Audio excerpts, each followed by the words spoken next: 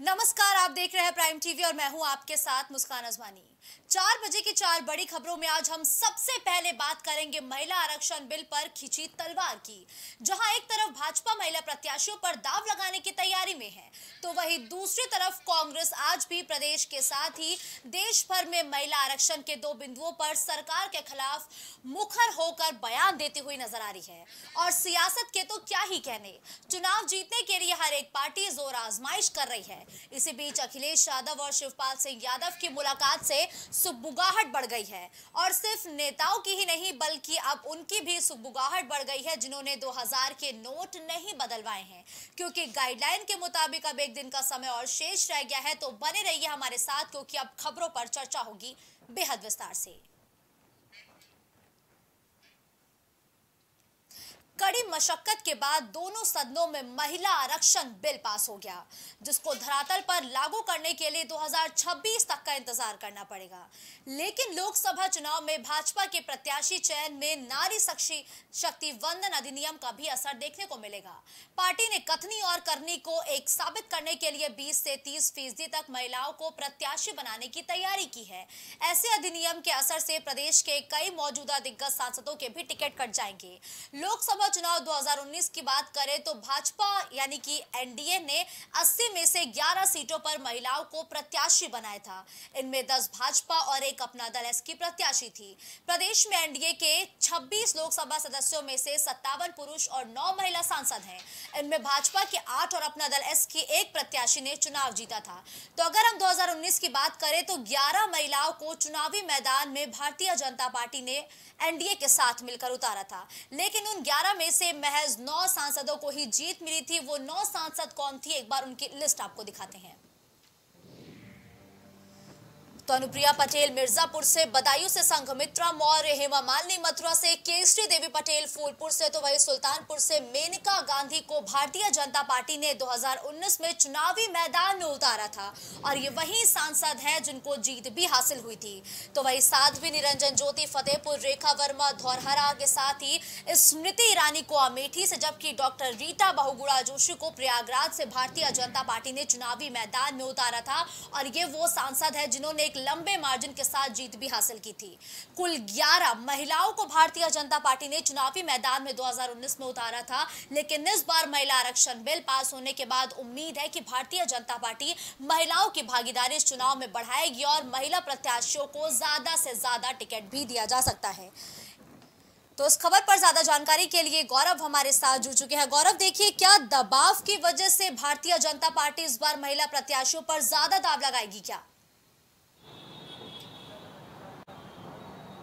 देखिए मुस्कान, दबाव यहाँ पर नहीं, पर जिस तरह से बीजेपी हाल में ही मास्टर स्ट्रोक खेलते हुए नारी शक्ति अधिनियम के नाम से महिला आरक्षण का यहाँ बिल लेकर आई थी और वो बिल लोकसभा और राज्यसभा पास हो गया। हालांकि वो लागू होने में अभी समय लगेगा। यहाँ पर परिसीमन की बात भी कही जा रही है और तमाम पैच वहाँ पर हैं। पर जिस तरह से बीजेपी लेकर आई थी, अब बीजेपी उसी पिच पर अब दोबारा यहाँ पर उतरने का प्रयास कर रही है। जिस तरह से हमने देखा था कि बीजेपी ने पिछली बार भी लगभग 11 लोगों को यहाँ पर टिकट दिया था, जो 9 सांसद उनके यहाँ पर बने थे। तो कहीं ना कहीं बीजेपी उसी रणनीति पे आगे बढ़ते हुए लोकसभा चुनाव में भी यहाँ पर जो कहा जा रहा है, जानकारी मिल रही है कि 20 से 30% यहाँ पर महिलाओं को टिकट देने वाली है। तो यहाँ पर मुस्कान नई बात नहीं है, बीजेपी इसके पहले भी तमाम तरह के प्लान बनाती आई है। हालांकि इस तरह के प्लान अन्य पार्टियों ने भी बनाया है। अगर हम कांग्रेस की बात करें तो 22 के चुनाव में प्रियंका गांधी वाड्रा, जो कि राष्ट्रीय महासचिव में कांग्रेस पार्टी की लड़की हूँ लड़ सकती हूँ का नारा लाया था और लगभग 160 से ज़्यादा टिकट उन्होंने उत्तर प्रदेश में महिलाओं को दिए थे। और उसके बाद भी हमने देखा था वहाँ पर जीत केवल एक ही महिलाओं को हासिल हुई थी। तो कहीं ना कहीं मुस्कान, यहाँ पर बीजेपी की अपनी नीति है और बीजेपी समय समय पर हमेशा ये प्रयास करती है कि हमारा लक्ष्य जो है वो पूरा हो सके। और यहाँ पर भूपेंद्र चौधरी जो प्रदेश अध्यक्ष बीजेपी के हैं, उन्होंने पहले भी कह दिया है कि जो जिताऊ उम्मीदवार हैं, जो जिताऊ प्रत्याशी हैं, जो जीतने का मादा रखती हैं, उन महिलाओं को हम टिकट देंगे और इस बार संख्या 20 से 30% तक हो सकती है। क्योंकि हम नारी शक्ति अधिनियम लाए हैं और हम चाहते हैं कि महिलाओं को ज़्यादा से ज़्यादा भागीदारी संसद में मिले। ठीक है, देखिए गौरव, महिलाओं की भागीदारी इस बार चुनाव में ज्यादा बढ़ने की उम्मीद है। तकरीबन लगातार आप भी जिक्र कर रहे हैं कि 20 से 30% जो महिला प्रत्याशी हैं एनडीए उन पर दाव लगा सकती है। तो लाजमी है कि गौरव 80 लोकसभा सीटें जीतने का लक्ष्य भारतीय जनता पार्टी ने निर्धारित किया है।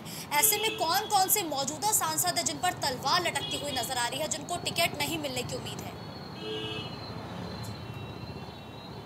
देखिए, इसका रिपोर्ट कार्ड प्रस्तुत हो चुका है और यहाँ पर किसी के ऊपर अभी स्पष्ट रूप से नहीं आया है कि बीजेपी अपने पत्ते सबसे आखिरी में खोलती है।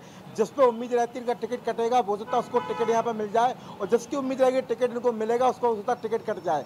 बीजेपी की अपनी पर्यवेक्षक टीम होती है, समय समय पर रिपोर्ट कार्ड आते रहते हैं। हालांकि ये बात जरूर करी जा रही है कि 20 से 30 सांसदों को यहाँ टिकट कटना है, पर वो सांसद कौन होंगे, क्या उनको जिम्मेदारी दूसरी मिलेगी। इसके अलावा यहाँ पर ये भी देखने आ रहा है कि हो सकता है उनको बड़ा पद यहाँ पर दिया जाए। अब यहाँ पर कौन से टिकट कटेंगे, क्योंकि यहाँ पर सबके काम की बात कही जाएगी। समीक्षा लगातार यहाँ पर चल रही है, बैठकों का दौर लगातार जारी है। कोई भी सांसद नहीं चाहेगा टिकट यहाँ पर कटे। वो जुगत में भी लगातार चले, लोग बना रहे हैं और प्रयास कर रहे हैं कि दिल्ली का जो उनके संगठन है वहाँ पर उनको एक संदेश दिया जाए कि इस बार मेहनत करेंगे, बेहतर करेंगे। पर जो इसके पहले समीक्षा आई, समीक्षा कहीं ना कहीं ये भी मुस्कान आई थी कि कई जगह के जो आपकी लोकसभा सीटें वहाँ के सांसद खुश नहीं है, भीड़ भी नहीं जुटा पाए। तो ऐसी कई पूर्वांचल की कई सीटें, इसके अलावा पश्चिम की कई सीटें हैं जहाँ पर कोई प्रभाव जो है वह बेहतर नहीं रहा है। मुस्कान, ठीक है, लेकिन गौरव अब यहाँ पर एक बात और अहम हो जाती है जो लगातार हम पहले दिन से जिक्र कर रहे हैं कि महिला आरक्षण बिल तो लागू कर दिया गया है, लेकिन ऐसे में जो बड़े राजनीतिक परिवार हैं उनकी बेटियों और बहुओं को कहीं ना कहीं अब टिकट देने की होड़ या पार्टियों पर दबाव भी रहेगा। अगर ऐसे में भारतीय जनता पार्टी पर कोई दबाव पड़ता है तो बीच का रास्ता क्या निकालेगी भारतीय जनता पार्टी? क्योंकि अमूमन गौरव देखिए, हमने रैलियों में सुना है, जनसभाओं में सुना है कि भारतीय जनता पार्टी कहती है कि वो परिवारवाद की पार्टी नहीं है। अब अगर ऐसे में महिलाओं को ज्यादा टिकट दिए जाने की बात कही जा रही है, यानी कि जो उनका प्रतिशत है सीटों पर उसको बढ़ाया जाएगा, तो अगर दबाव पड़ता है तो ऐसी स्थिति में क्या करेगी बीजेपी? देखिए मुस्कान, जवाब की आपने बात की बिल्कुल सही बात है, पर यहाँ पर सबसे महत्वपूर्ण बात मैंने आपको बताया कि प्रदेश अध्यक्ष भूपेंद्र चौधरी स्वयं बोल चुके हैं कि जिताऊ कैंडिडेट्स महिला प्रत्याशियों को हम उतारेंगे। तो यहाँ पर खैर अगर आप परिवारवाद की बात करते हैं मुस्कान, परिवारवाद से कोई भी अछूता नहीं है, कोई भी पार्टी अछूता नहीं है। हम तमाम लोगों की बात करेंगे, बड़े बड़े नामों की बात करेंगे, जो केंद्रीय मंत्री भी हैं, इसके अलावा सांसद भी हैं, उनके परिवार के लोग भी यहाँ पर विद्यमान है। हमने देखा है, अभी आपको पता है कि भारतीय जनता पार्टी में रहे सौम्य प्रसाद मौर्य, जो कि अभी समाजवादी पार्टी से सांसद है। इसके अलावा जो है उनकी बेटी जो है संगमित्रा मौर्य, वो बीजेपी से आपकी बनाई से सांसद है। तो यहाँ पर परिवारवाद की हम अनदेखी नहीं कर सकते हैं। परिवारवाद फिलहाल सभी पार्टियों में, कोई पार्टी कितना भी दावा करे कि हम परिवारवाद की राजनीति नहीं करते, पर अमूमन सभी पार्टियों के जो नेता हैं, उनके बच्चे हैं, वो राजनीति में दखल है और बड़े बड़े पद पर सुशोमान है। तो परिवारवाद की बात करना फिलहाल यहाँ पर संभव नहीं है। हाँ, पर पार्टी यहाँ पर प्रयास जरूर करेगी कि जो वंशवादी जो राजनीति है उसको कम करने का प्रयास करे। पर अगर जिताऊ प्रत्याशी रहेंगे तो मेरे ख्याल से उनको उतारने के लिए कोई भी पार्टी यहाँ गुरेज करती नजर नहीं आएगी। मुस्कान, बिल्कुल ठीक है, धन्यवाद गौरव इस खबर पर हमारे साथ जुड़ने के लिए।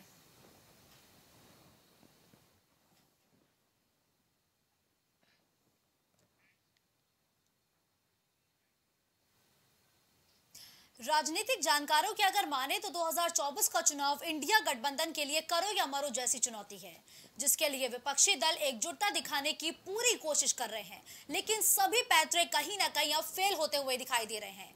हर एक प्रदेश में मजबूत पार्टियां अपनी दावेदारी पेश कर रही हैं, तो वहीं यूपी में अखिलेश यादव ने घोसी उपचुनाव में मिली जीत के बाद कमर कस ली है। अखिलेश यादव और शिवपाल सिंह यादव पूरी ताकत से चुनावी मैदान में भी अब सक्रिय हो चुके हैं। आज सपा कार्यालय पर दोनों नेताओं के बीच मुलाकात हुई, जिसमें कई बड़े नेता भी शामिल हुए। तो देखिए, आज प्रदेश कार्यालय पर अखिलेश यादव और शिवपाल यादव की एक बड़ी मुलाकात हुई है और आगे लोकसभा चुनाव को लेकर क्या रणनीति होगी इस पर भी चर्चा हुई है।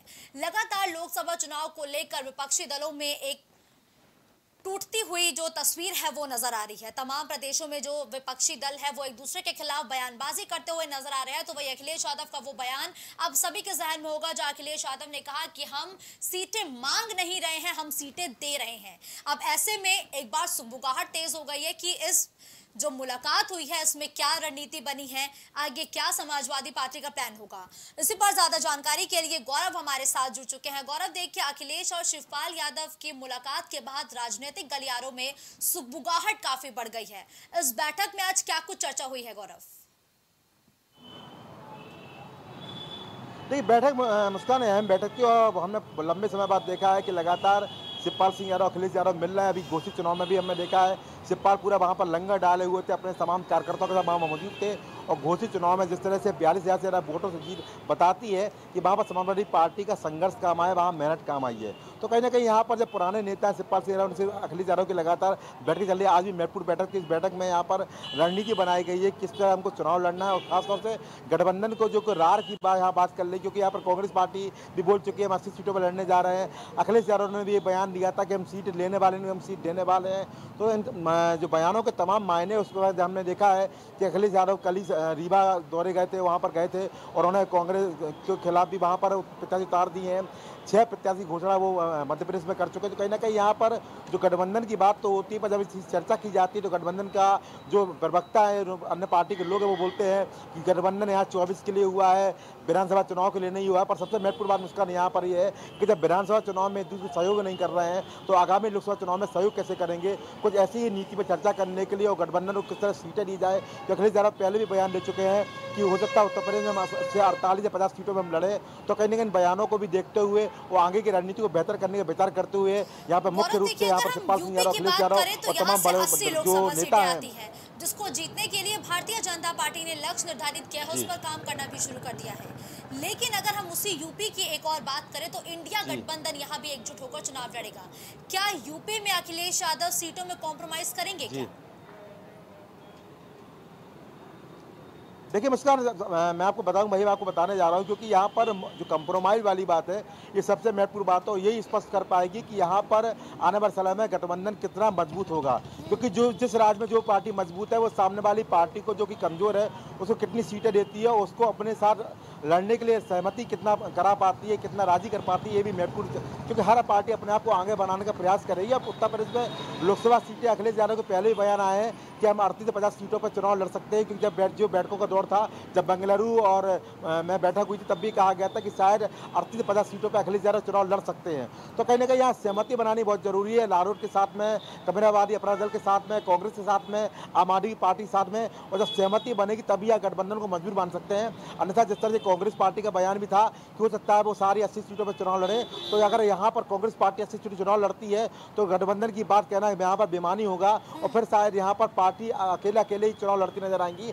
INDI गठबंधन जरूर बना है, पर गठबंधन में बीच में सीटों को सहमति बनना ये सबसे बड़ी यहाँ पर चुनौती साबित होने वाली है, अखिलेश यादव के लिए भी, राहुल गांधी के लिए भी और अन्य दलों के लिए भी। देखिए गौरव, एक बात हम शुरुआत से कहते आए हैं कि 2024 का चुनाव विपक्षी दलों के लिए करो या मरो जैसी चुनौती है। और आज तो अखिलेश यादव के साथ ही शिवपाल यादव दोनों ने ही एक बड़ी मुलाकात की है। इस बैठक में और कौन-कौन शामिल हुआ गौरव? देखिए अगर बैठकों की बात करें, वहाँ पर राजेंद्र चौधरी राष्ट्रीय प्रवक्ता वो भी मौजूद थे, रामचंद्र राजभर भी वहाँ मौजूद थे, नरोत्तम पटेल जो कि प्रदेश अध्यक्ष हैं समाजवादी पार्टी के, वो भी मौजूद थे। इसके तमाम अगर बात करें, किरण नंदा भी वहाँ मौजूद थे। जो बड़े बड़े नेता समाजवादी पार्टी के सभी को बुलाया गया। तो सबने यहाँ पर रणनीति बनाई है मुस्कान। और यहाँ पर चूंकि लगातार हम देख रहे हैं कि अरविंद केजरीवाल भी सीटों को ऐलान की बात करें, कौन कहाँ पर लड़ेगा उसकी लगातार बात करते नजर आ रहा है। 30 सितंबर को उन्होंने कहा 30 सितंबर तक ऐलान यहाँ होने आना चाहिए। तो मेरे ख्याल से जो चर्चा हो रही है आगे की रणनीति को लेकर, और खास तौर पर कि जो गठबंधन है उसको कितनी सीटें देना, क्योंकि अगर अभी राजी नहीं किया तो हो सकता है कि आने वाले समय में जो मध्य प्रदेश में, राजस्थान में, छत्तीसगढ़ में जो विधानसभा चुनाव होने हैं वहाँ पर आपसी लड़ाई के चलते वहाँ पर बीजेपी को फायदा हो जाए। तो कहीं ना कहीं अब यहाँ समय आ गया है कि यहाँ पर सीटें को डिक्लेयर हो या फिर बयान आने शुरू हो जाए कि कौन कितनी सीटें पर लेकर जो गठबंधन बनाने का जो एक उद्देश्य है वो सफल हो सके। मुस्कान, बिल्कुल ठीक है, धन्यवाद गौरव इस खबर पर हमारे साथ जुड़ने के लिए।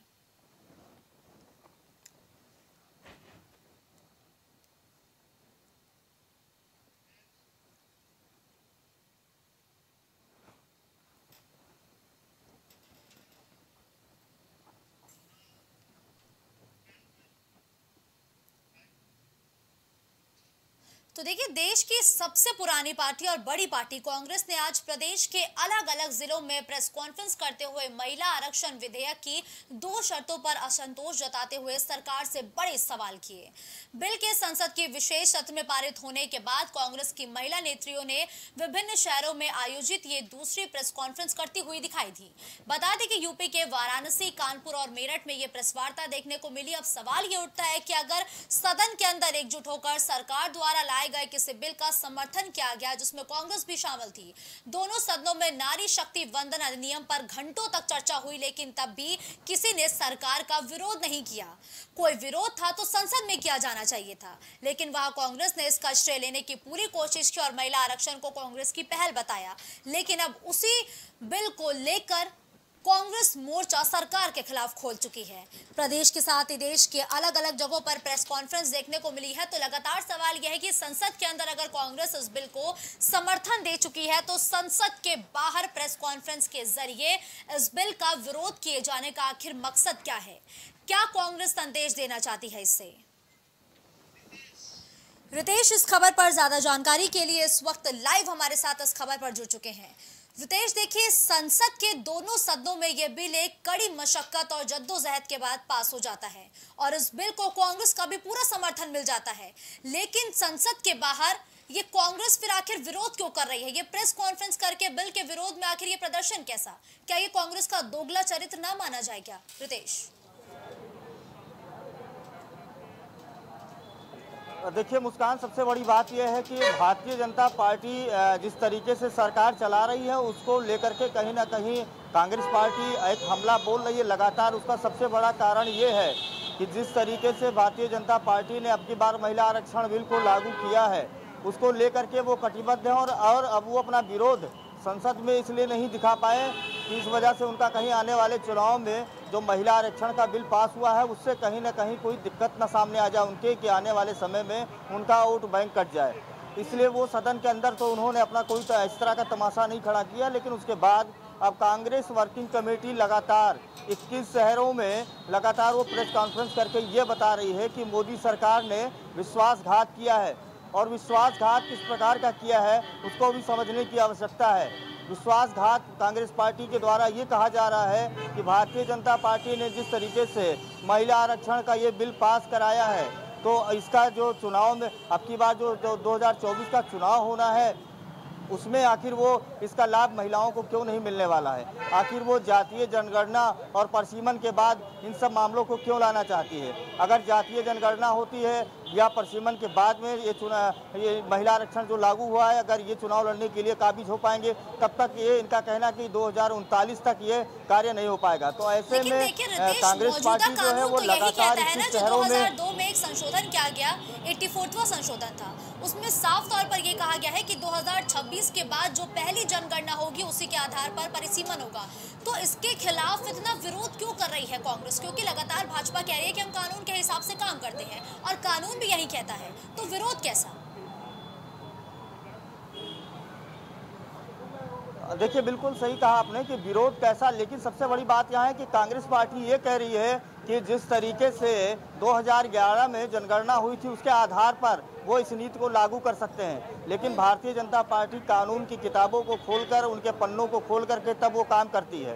तो उस हिसाब से अगर देखा जाए तो कांग्रेस के ही एक नेता का बयान है कि अगर देश के गृह मंत्री की बात माने तो ये 2039 के बाद जाकर के कहीं नीति लागू हो पाएगी। तो अभी महिलाओं को क्या लाभ मिलने वाला है? जिस तरीके से महिला आरक्षण बिल आपने आनंद फानंद में पास कराया, लोकसभा के दोनों सदनों में, राज्यसभा में ये पास हो गया, तो अब इसको तत्काल लागू करने की मांग उठ रही है। तो ऐसा मांग उठाया जा रहा है कांग्रेस पार्टी की तरफ से। हालांकि अभी मामला लेकिन रितेश देखिए, 2014 के बाद अगर हम 2019 के नतीजों पर नजर डालें तो भारतीय जनता पार्टी का जो जनाधार बढ़ा है, जो प्रचंड जीत मिली है, इसके पीछे कहीं ना कहीं महिलाओं की संख्या बहुत ज्यादा है। ये जो कांग्रेस भारतीय जनता पार्टी के खिलाफ मोर्चा खोलते हुए प्रदर्शन कर रही है, क्या इससे वाकई में कोई नुकसान होगा क्या बीजेपी को? देखिए भारतीय जनता पार्टी की नीति स्पष्ट है, इसलिए प्रधानमंत्री नरेंद्र मोदी और जो भी राष्ट्रीय कार्यकारिणी है भारतीय जनता पार्टी के, वो लगातार इसमें सजगता बनाए हुए। सबसे बड़ी बात यहाँ पर यह है कि जिस तरीके से 2024 लोकसभा चुनाव आने के ठीक पहले ही महिला आरक्षण बिल जो पास करना, ये कहीं ना कहीं वोट बैंक साधना है भारतीय जनता पार्टी के लिए, पहली चीज़। दूसरी बात यह है कि इसमें थोड़ा समय का गैपिंग जो मिल रहा है वो जातीय जनगणना और परसीमन के बाद की बात कही जा रही है, तो उसमें भी अच्छा खासा इनको वोट बैंक मिलने वाला है। कांग्रेस इस मामले में इसलिए नहीं बोल रही, इसलिए चुप्पी साधी है कि अगर वो आरक्षण के बिल पर अगर वो बोलेगी तो उसका वोट बैंक कटेगा। तो कुल मिलाकर कांग्रेस अब प्रेस कॉन्फ्रेंस के जरिए इस तरीके की बात कह रही है और वो महिलाओं के ही पक्ष की बात करना चाह रही कि जो इन्होंने आरक्षण बिल ये पास किया है तो उसको तत्काल प्रभाव से इसी चुनाव में लागू किया जाए। बिल्कुल ठीक है, धन्यवाद रितेश इस खबर पर हमारे साथ जुड़ते हुए तमाम जानकारी हमारे दर्शकों तक पहुंचाने के लिए।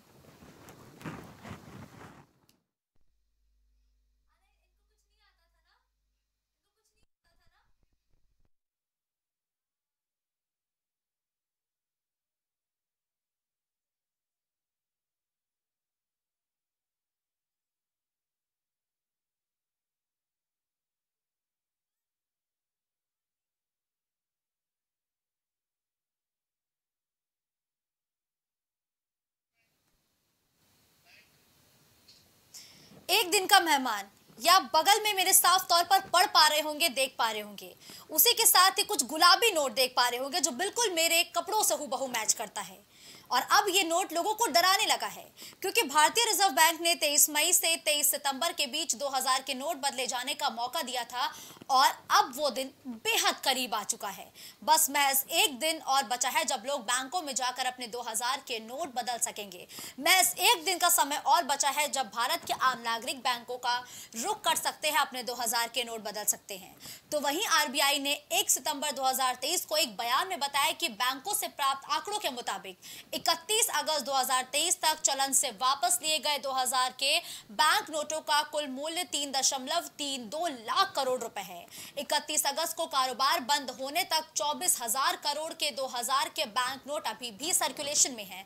और अगर हम इन आंकड़ों पर गौर करें तो 19 मई 2023 तक चलन में मौजूद 2000 के बैंक नोटों में से लगभग 90% जो नोट्स है वो बैंक के पास वापस आ चुके हैं। 10% लगभग ऐसे नोट अभी भी बाकी है जो बैंकों को वापस नहीं मिले हैं। ये आंकड़े आरबीआई की तरफ से 1 सितंबर 2023 को जारी किए गए आंकड़े हैं जो लगातार हम आप तक पहुंचा रहे हैं। तो महज एक दिन का समय और बचा है जब भारत के नागरिक बैंकों की तरफ रुख कर सकेंगे, बैंकों का कूच कर सकेंगे और 2000 के नोट भी बदल सकेंगे। पवन पटेल प्रयागराज से इस खबर पर ज्यादा जानकारी के लिए हमारे साथ जुड़ चुके हैं। पवन, देखिए बस एक दिन का मेहमान और है ये 2000 का नोट और अब बस एक दिन का समय और बचा है जब आम जनता 2000 के नोट को बदल सकेगी। लेकिन एक सवाल लोगों के जहन में बरकरार है कि अगर वो इस दौरान 2000 का नोट नहीं बदलते हैं तो क्या होगा?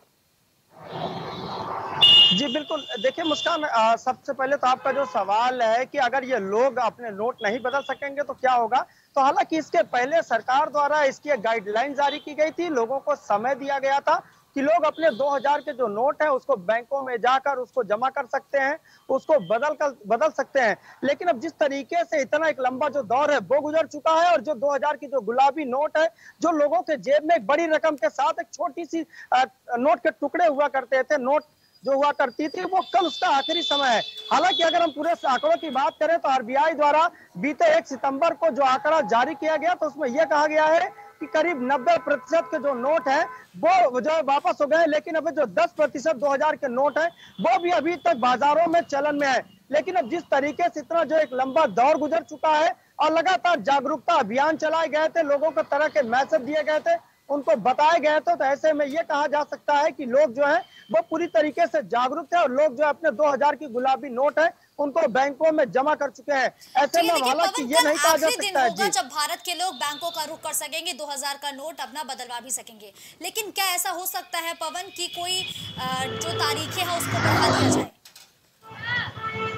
देखिए ऐसा लोगों का जो है वो लोग कयास लगा रहे हैं, उनको ये लग रहा है कि इसका जो समय जो तारीख है वो बढ़ाई जा सकती है, समय बढ़ाया जा सकता है। लेकिन जिस तरीके से करीब 1.5 से 2 महीने के करीब हो चुके हैं और लोग लगातार बैंकों में जाते नजर आए हैं, लोग अपने नोटों को बदलते नजर आए हैं, जमा करते हुए नजर आए हैं, तो ऐसे में ये तो नहीं कहा जा सकता है कि इसकी तारीख बढ़ेगी या नहीं।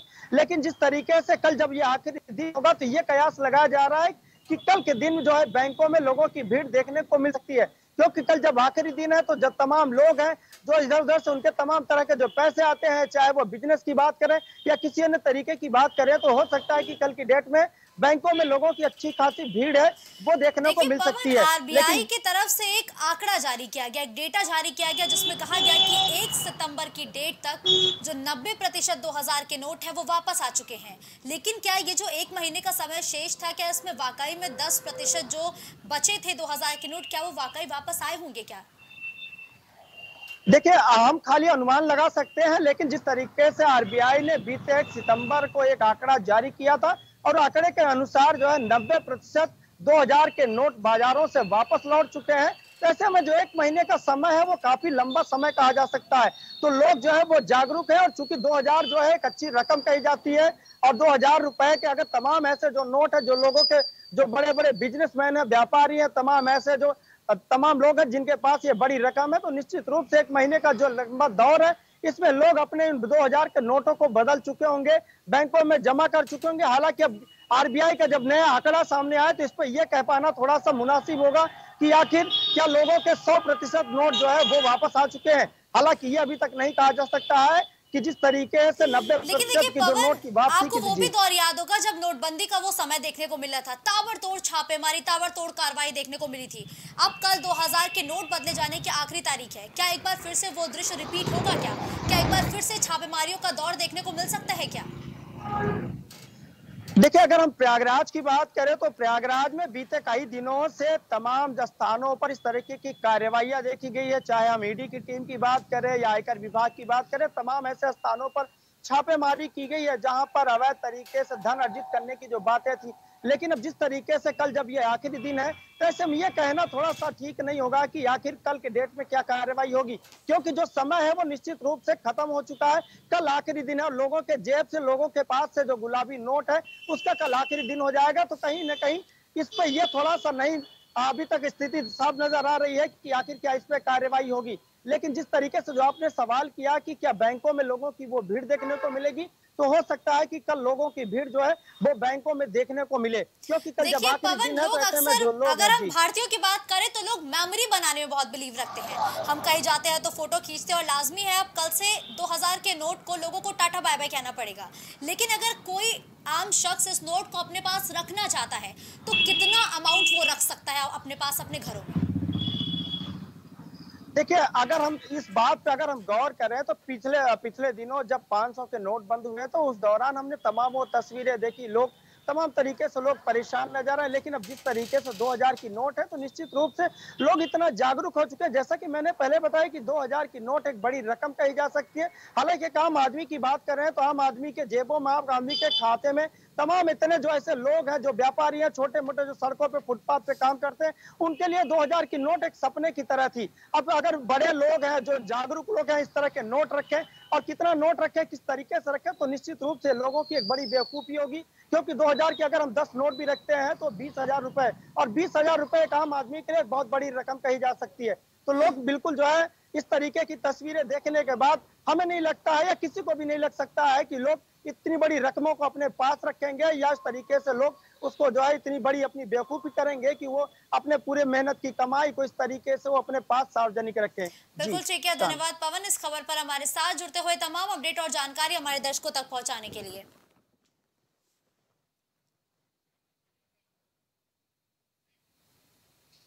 इस बुलेटिन में फिलहाल के लिए बस इतना ही। देश दुनिया की तमाम बड़ी खबरों के लिए आप देखते रहिए प्राइम टीवी। कुछ भाव पुष्प। आप देख रहे हैं प्राइम टीवी, सच साहस सरोकार।